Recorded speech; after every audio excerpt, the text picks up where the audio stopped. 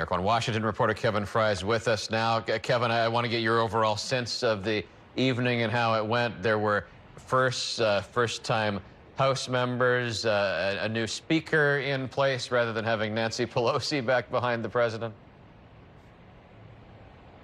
Yeah, I mean, look, the speaker's situation itself, a symbolic change as to what exactly has happened here in Washington with the Republicans taking control of the House. Obviously, the dynamics for the president going forward are now much more shaky when it comes to getting his legislative priorities across the finish line. But quite frankly, the part I found most fascinating was just how raucous parts of this State of the Union were. We have seen outbursts before in the chamber, but the back and forth, the active engagement between the Republicans and the president, particularly over issues involving the debt ceiling and the future of Medicare, was quite extraordinary. It was like they were having a conversation with the president kind of egging them on to try to get them to promise something at the end of that exchange. Right. I mean, that's a key thing. It was a change in decorum, but it also involved the president getting back and forth with them, so it wasn't entirely one-sided. I want to switch to the topic of police reform because you had a chance to speak with Representative Jamal Bowman about this after the Biden address.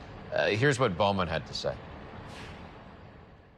He talked about public safety from the perspective of the victims of police violence. It's the first time I've ever heard him speak that way with that level of empathy and compassion. I thought it was an A+ speech. I thought that Bernie and AOC and the CBC helped him write it because it just came across so smoothly. Yeah, I mean, you see there at the end him referring to Bernie Sanders, Alexandria Ocasio-Cortez, two, darlings of the progressive movement. But when it comes to police reform, this is something we're hearing from a lot of members of the Congressional Black Caucus. They, of course, had a meeting with the president a couple days ago in light of the death that we saw in Memphis and tried to really drive home the point that we need you to really go to bat on this one as part of this speech. And they were very happy with it. In particular, Bowman, off to the side afterwards, told me that he was really excited to hear the president really talk about the so-called talk that members of the African-American community have to have with their kids that members of the white population, folks like me, never had to have with their parents because of the safety risks involved in police interactions. Let's shift to the George Santos sideshow.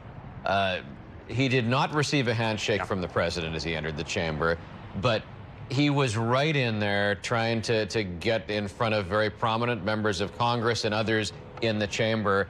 Mitt Romney did not like that. Mitt Romney believes that George Santos should disappear into the background and stay there for 2 years until the voters have a chance to decide whether he should be there at all. So they exchanged words on the floor, and then Romney afterwards scolded Santos. Kevin, what did you see of that? Are you surprised that Santos didn't just keep in the back there? I mean, no. I mean, look, the man is very quickly, he has pivoted from the first few weeks where you could tell he was kind of concerned and confused as to how to navigate all of this press attention. He seems to be really embracing and loving it now. So the fact that he was right there on the aisle, while kind of surprising and shocking with the shock value of it all, not necessarily surprising in the sense that he would do something like this. He was ultimately kind of blocked by another lawmaker who kind of slipped in there to get a handshake with Joe Biden. But this prompted the exchange that you were referring to, where Mitt Romney apparently basically said, "You don't belong here," arguing because of all the controversy, you shouldn't be here on the center stage, you should be in the backdrop. And then Santos on Twitter, because all of this becomes kind of a circus-like atmosphere, pushed back saying, Romney, you're never going to be president of the United States. And that's where we will leave that. Kevin, thank you for your reporting last night. Thanks for getting up early for us today.